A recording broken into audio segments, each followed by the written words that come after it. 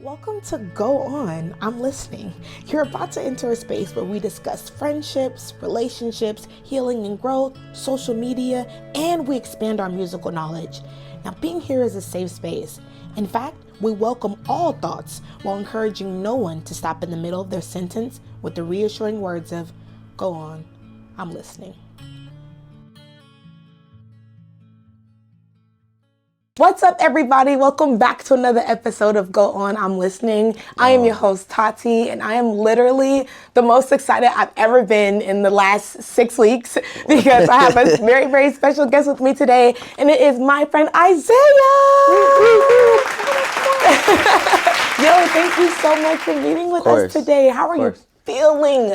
I feel alive. I feel like a little sleepy, but I feel like in my in your purpose, zone. you know, feel bouncy. Okay. Oh my gosh, I have to tell the story how I was literally just, oh my goodness, this is crazy because, I was talking to my friend the other day. Was this yesterday or 2 days ago? 2 days ago. Okay, I was talking to my friend 2 days ago, and literally I was like, yeah, so I'm about to interview my friend Isaiah. Like, we met at camp, blah, blah, blah. Like, oh, this is his Instagram, and this is his music. And she's like, okay, like, play a good song, whatever, boop, boop, boop. So, of course, I play Lifeline. Like, come on, like, why wouldn't I play Lifeline? So Lifeline's playing, we jamming down the street, we like, you know, we got the freaking windows down, the palm trees are just flowing in the wind and everything, and it's all good. So we pull up to my house and we're just chilling, just enjoying the sun.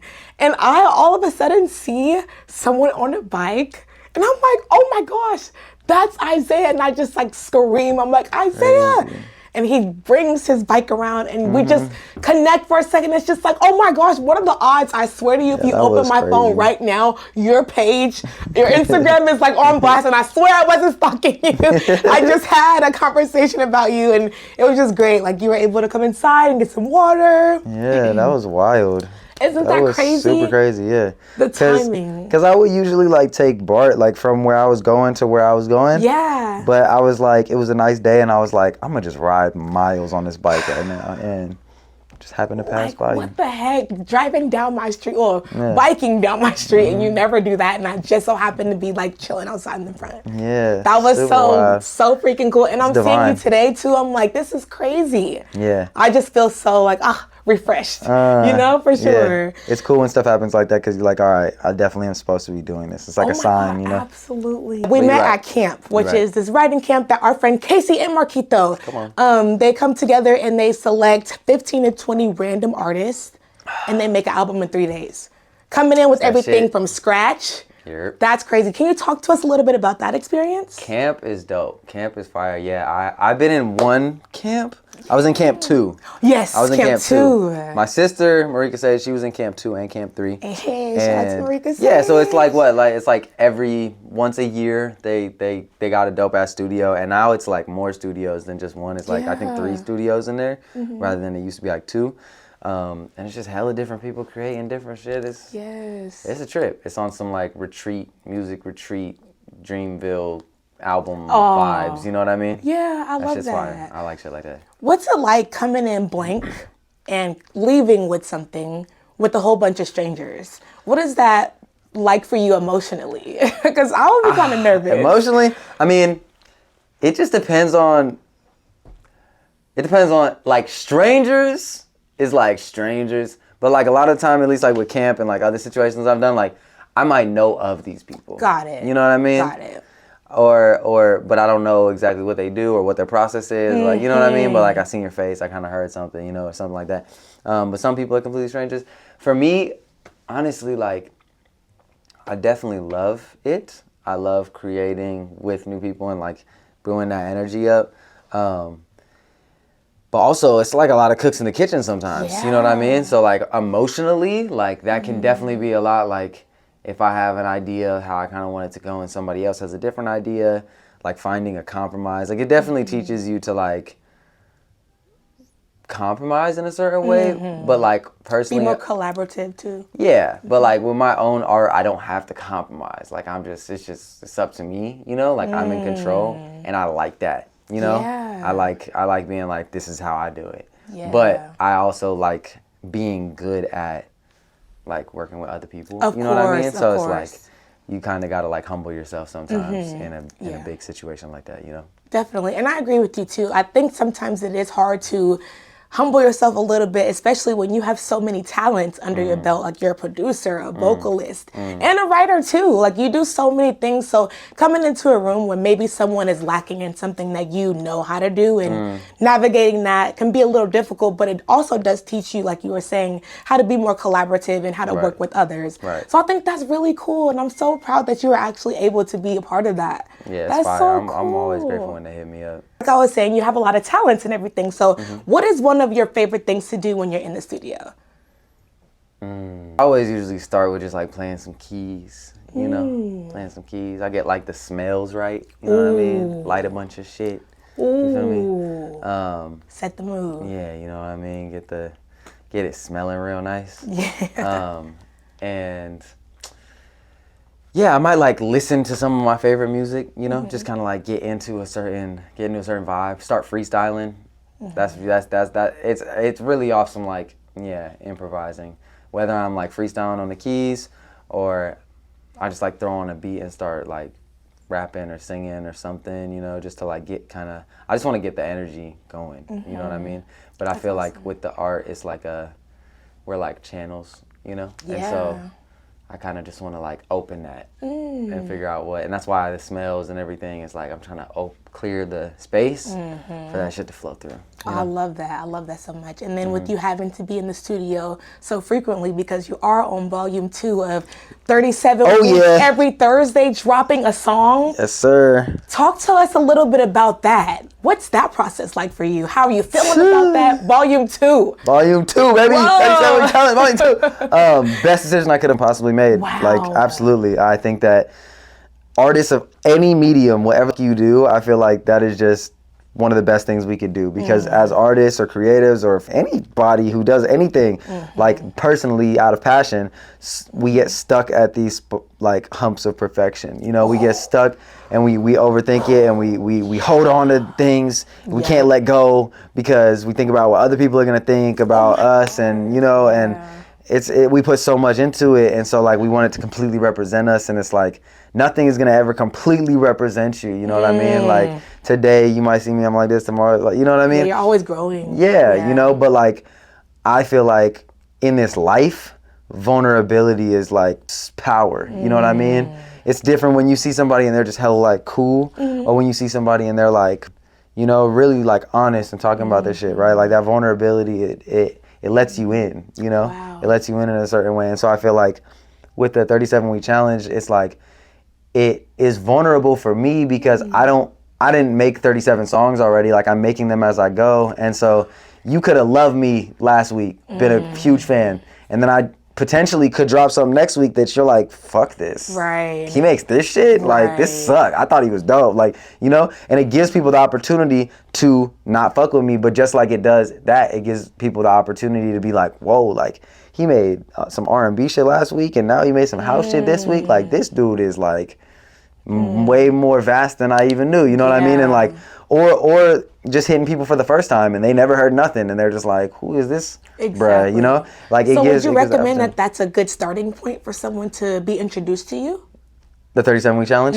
Absolutely. Absolutely, because it's where I'm at right now. You know what I mean? And it's just like, I think that I could look like I could direct people to like, oh, go to this body of work, like this EP or like this album or like, you know, which is more like of a cohesive thing. Because the thing about the 37-week challenge is like the reason why it's not like an album is because I'm making them and dropping them every week, and they're all different. You know what I mean? It doesn't feel like this like one cohesive thing. I'm not making one vibe of music necessarily. You know, I'm like building muscle. I'm like working out and like, you know, yeah. And the public commitment part of it, like it really helps people hold me accountable, you know, because like, you know about it to the point where if I was to not fucking post anything on a Thursday or not, you know what I mean?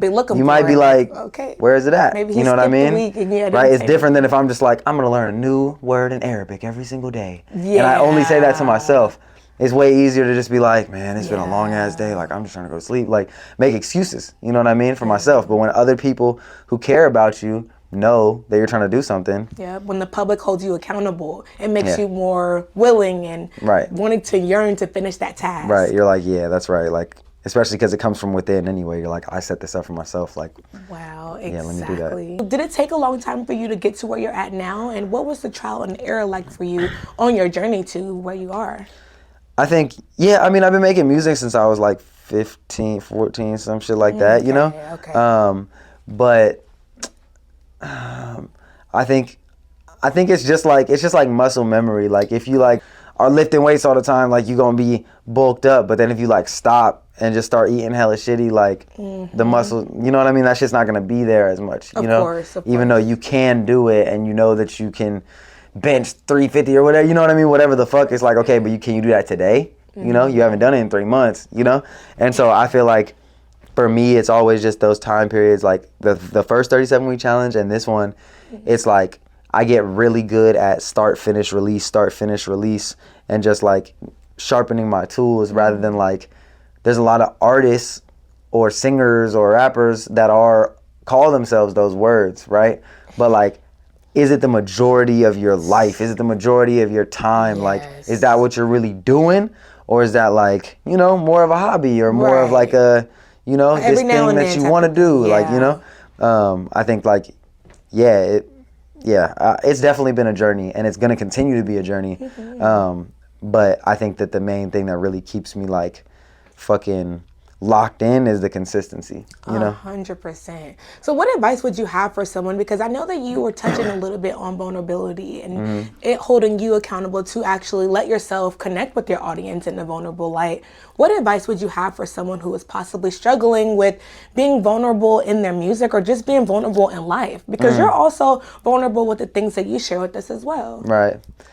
I would say just don't overthink it. Just like let that shit go. Like there's always going to be people who don't fuck with you and won't fuck with you. No matter what you do. Such a hard pill to swallow. No matter what you do. Feel like everyone should just like I know, it's never gonna happen. Like, and you don't really want everybody to like you because if everybody likes you, that means because there's a lot of weirdos. And if everybody likes you, that means certain people are gonna like you for the wrong reasons. And certain people are gonna like you because of their own fucking filters they're looking through and shit that they want. Of course. You know what I mean? And like, I was like that too. Like I felt the same. Like, if I really live into myself, like everybody will be able to see me. No. Like there's gonna always going, no matter how in my power and in my essence and on my path and in my purpose I am, there are going to be people who just see the worst in me and see this certain thing in me that they fucking hate. And the thing is, they need to.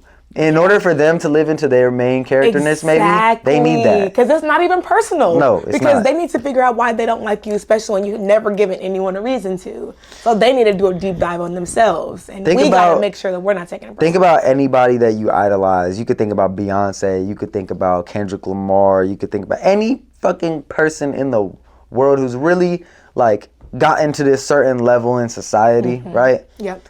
People want them dead. Yes. You know? There's people who want to see them die. And not just one person. Like, there's hella people who want to see them really just, like, fall.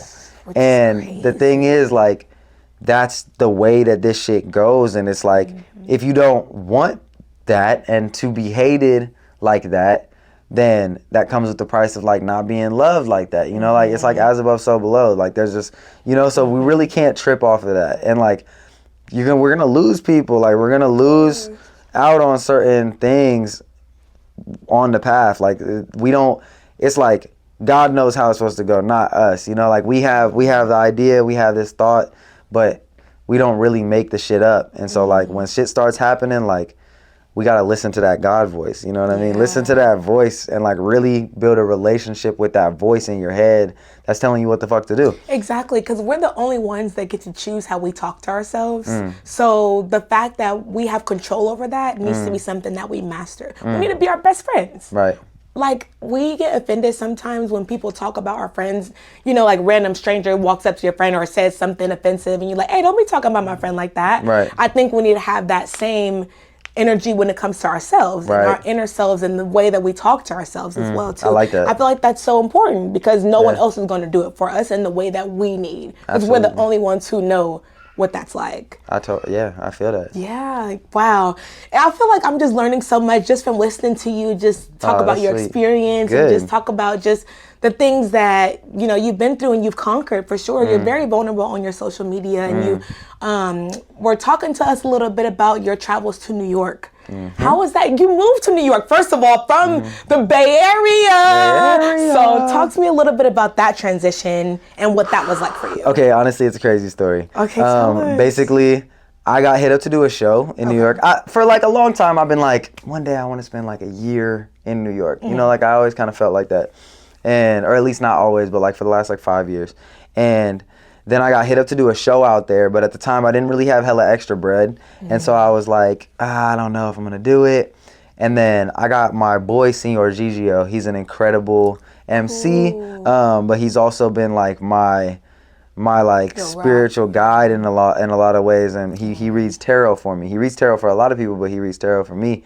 And he gave me just pivotal reading on pivotal reading on pivotal reading. Like he gave me the reading that had me put out my first album. He gave me the reading that had me move to Hawaii. That changed my life. He gave me the reading that had me go to Egypt, where my family's from. I had never done that. That changed my life. Like he gave me all these readings that really like pushed me into this level of myself, you know? And so needless to say, I listened to him when he has some shit to say, you know? And I got hit up to do this show in New York. I wasn't gonna do it. Haven't talked to Gigio in months, but then he calls me like an hour after I get that call to do that show, and he's like, bro, I just had a dream and I was telling you should move to New York. And I was like, what? I just got hit up an hour ago to do a show in New York. That's crazy. And he's like, do it. And so I go do it. And my first night in Brooklyn, I'm at this spot called Friends and Lovers. Shouts out Friends and Lovers. Changed my life. Shout out Friends and Lovers. Yep. I go there, and I never been to Brooklyn before, and the DJ like played my song in the club, and it was like it went hella well in their set, right? Oh my gosh, and that's so sick. I thought that my friend told him. I was like, yo, thanks for telling the DJ to play my shit. They were like, I didn't say anything. I was like, what? And so I went up to the DJ. I was like, that song that you played, it was Cuddy Smooth Spot. It's a song with my sister Marika Sage. And yeah, I asked the DJ about it. They were like, yeah, I just love that song. I've been playing it all week. I was like, bro, that's my song. Wow. And I was like, this is my first night in New York, and I already got led here on some like spiritual shit, and now I'm like, okay. So then I just came back to the Bay, stacked up some bread, and also this is the first time I ever had like, I've always had hoopties my whole life. I have a little $2,000, $1,500 car or something, you know. And this is the first time like I listened to my grandma and like bought something off the lot. Like I had a car that I was like, this reliable. Like I could drive this across the country. Right. And so I was like, I'm driving this shit across the country. Wow. Dang. And then what has your journey been like since you've been there? Honestly, it's been so beautiful. I mean, like, mind you, I didn't grow up with my pops like around like that.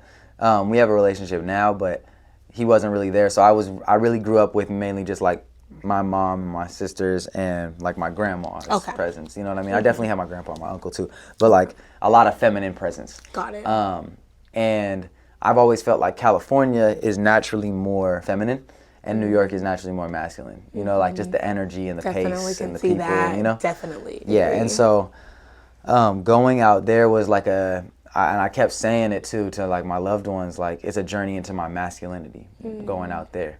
And so it definitely was that, and I think that comes with a lot, you know what I mean? That comes with like when we think of just like archetypal masculine, it's like providing, like provision, right? Responsibilities, security, you know what I mean? Like these certain things. And so definitely there's been a lot of like tests in that, you know, like pushing me to really live into those things and those aspects of myself. But it's been really good. Like I feel like in the very beginning I was kind of just like, whoo, like gotta get this shit off the ground, and kind of like I've really, all the people that I've met and the experiences that I've had, and it's just now it's starting to happen fast out there. You know what I mean? It's starting to really happen hella fast. The community is starting to build, and like it's about to be summer. Like it's like 80 degrees out there, I'm pretty sure right now. And so and summer out there is different because people, it's like more neutral in the Bay. Yeah. You might have a hot ass day in like fucking November. It's like not out there. You know what I mean? Well, it's like it's cold. So like when it's summertime, it's like everybody's outside because everybody had to be inside before. You know.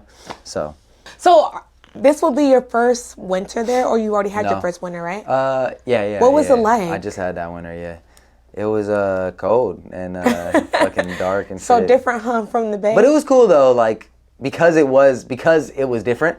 It was cool. Yeah. Hella people were just like, fuck this. They're you know over what I mean? it, yeah, Hella yeah. people were just like, ugh. But like you feel that energy of like the first day that you could wear a short sleeve shirt outside. Yeah. And everybody's outside and you're just like, whoa, Oh, like this shit wow. is crazy, you know?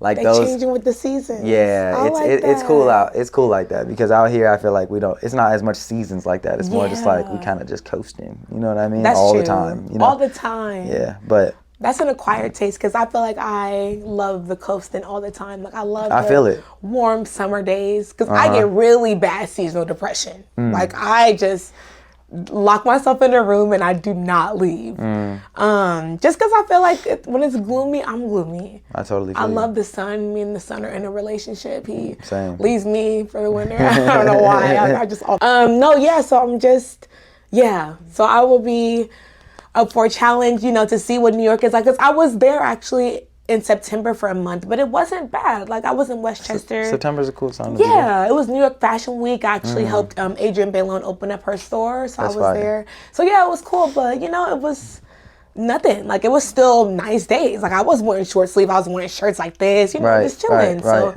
to hear your experience, it's like super cool that you were actually able to get that, and it's like this is my home too. So I'm gonna be doing this often, but that first Yeah. one is like the icebreaker one that like, okay, it's official now. And I don't even know how long I'm gonna. Like I kind of went there just To see. open. You know, I had no ticket back or no like time frame of it. So like we'll just see where it goes. You know. Okay, awesome.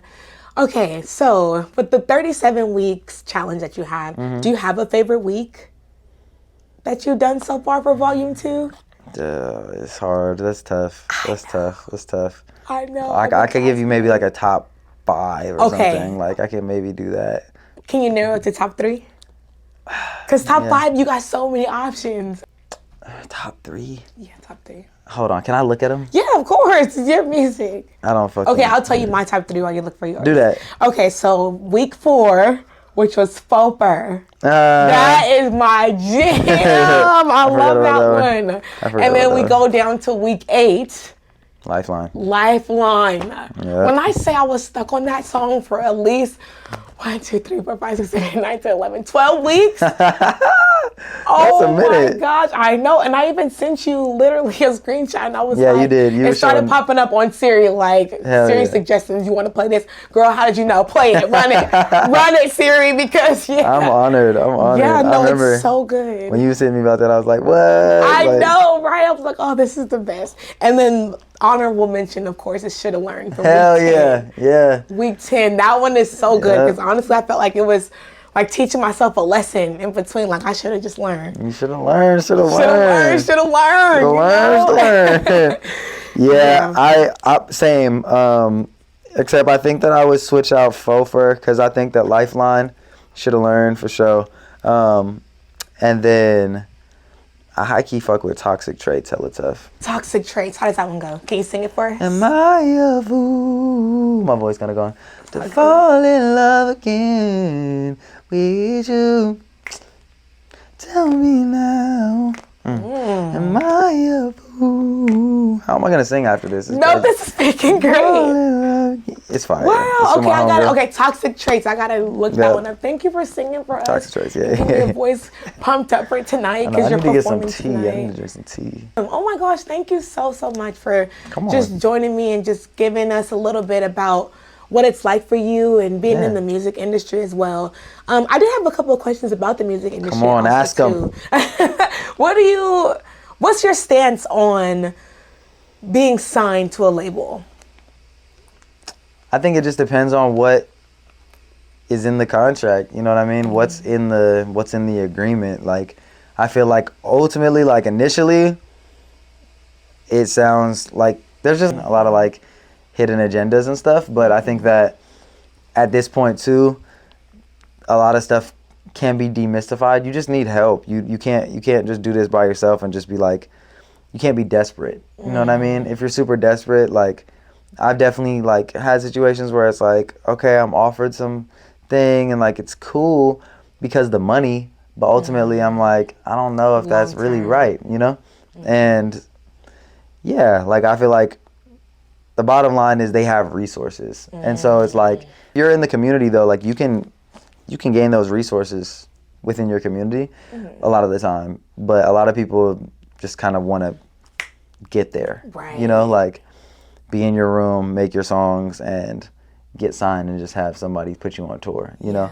But that's the difference between like a more of like a studio musician or like a studio artist than like a community, like a pillar in the community. You know what I mean? 100%. Yeah, you're so right about that too. And then I have to ask, with 41,000 followers, monthly listeners on Spotify. Oh my goodness. First of all, congratulations for that. Thank you. What was your, okay, I'm here moment?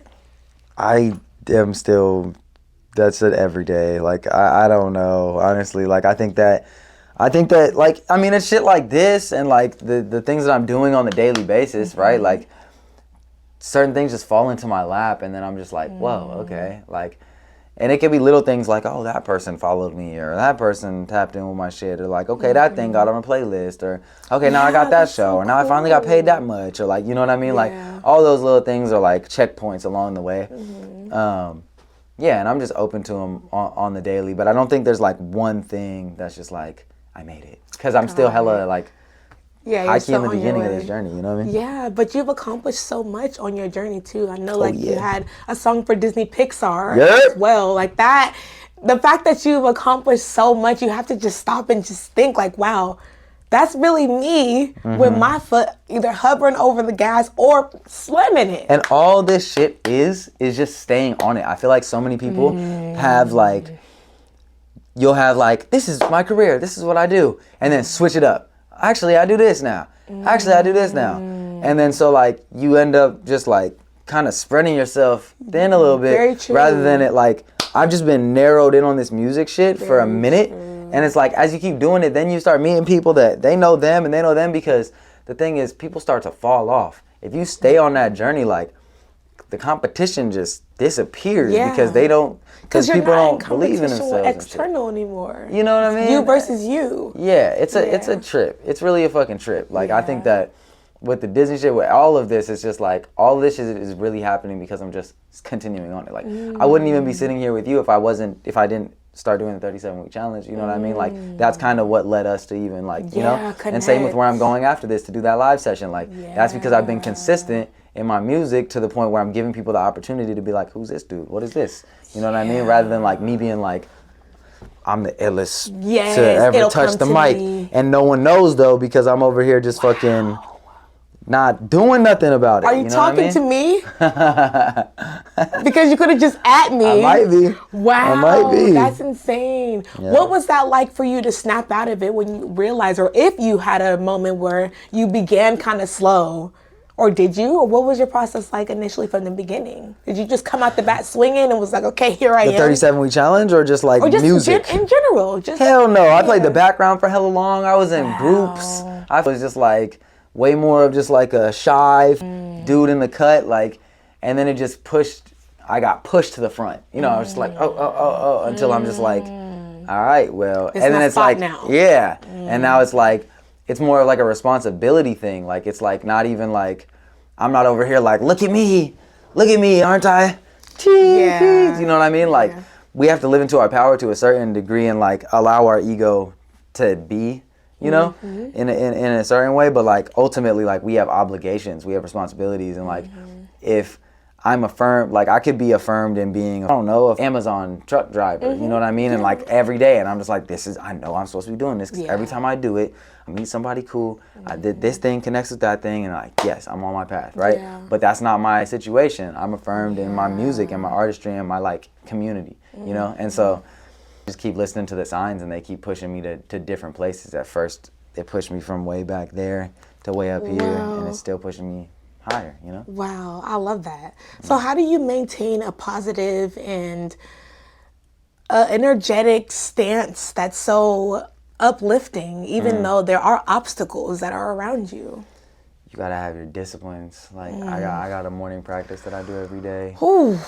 Honestly, I woke up today. Discipline and I are not friends. You know, I blocked him last week. I've been talking to a lot of like really like powerful women recently, and they kind of say the same thing, like discipline. And I do feel like, and whether it's like women or just like feminine people, like I feel like discipline is more of a masculine trait too. You know, I feel like the woman or just like feminine energy is like more flowy. It's more flowy, you know, it's more like going with what is going on. Yeah, exactly. The man more needs to be like, okay, this is what happened, so this can happen, and boo boo, so we're okay. You know what I mean?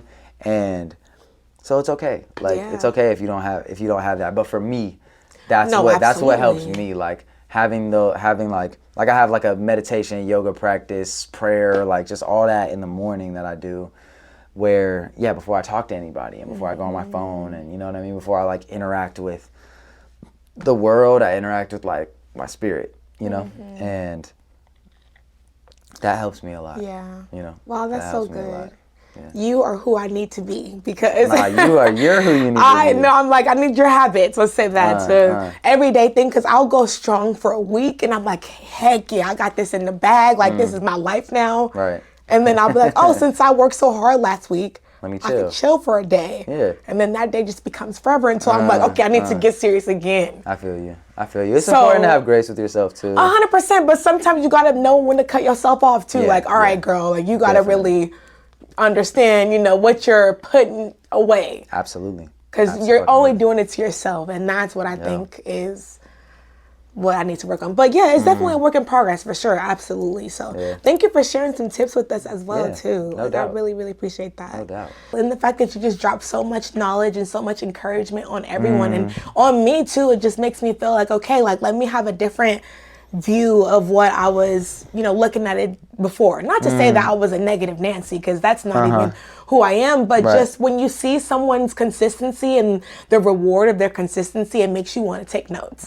Because I am not consistent. I'm more of like you can get this when, you know, when I feel like giving it to you, you know, and that's not fair to the people who really enjoy what I give them. You know? So just learning from you and learning like how consistency can get you so far, because man, I know that you say, oh, like these rewards are just rewards, but Disney, Pixar is insane. Like in the 37 weeks is like insane as well. And then writing camp and then being a producer and then being a writer and just being yourself at the same time and having so much grace and walking so light on the earth.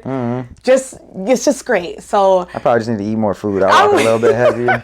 Yeah, that too. We'll get some steak after this or something, you know, to meet us up a little bit. But yeah, I'm just really grateful, and I just wanted to say thank you so much for just, of course, you know, being here. And yeah, I appreciate you so much. I appreciate you too, Taty. Thanks for having me. It means a lot to me. Absolutely. I'm grateful to get to share anything, and that my experience is like worthwhile enough to where I have anything fucking of value to share, you know? Absolutely. Isaiah, thank you so much for joining me again today. I am really, really appreciative. You guys, follow Isaiah on Instagram, on TikTok, on Spotify at Isaiah with the hair.